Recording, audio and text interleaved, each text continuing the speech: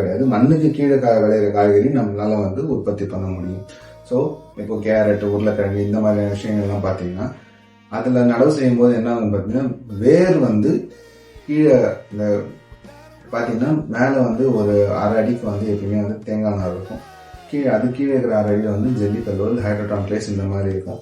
வேர் வந்து என்ன ஆகும்னு பார்த்தீங்கன்னா தண்ணியை தேடி இந்த ஹைட்ரோடான் பிளேஸ்க்கு கீழே வந்துடும்.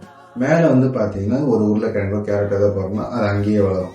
ஸோ இதுதான் வந்து விக்கிங் பெட் அப்படின்னு சொல்லுவாங்க. மண்ணுக்கு கீழே விளையிற பொருள் எல்லாத்தையும் விக்கிங் பெட் வந்து நம்ம யூஸ் பண்ணிக்கலாம்.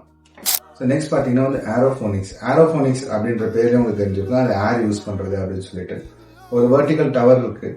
இந்த வெர்டிக்கல் டவரோ இல்லை ஒரு பாக்ஸ் இருக்கு. அந்த பாக்ஸில் வந்து பார்த்தீங்கன்னா நியூட்ரியன் கலந்து அந்த ஃபிஷ் வாட்டர் வந்து என்ன பண்ணுவாங்க அப்படின்னு பார்த்தீங்கன்னா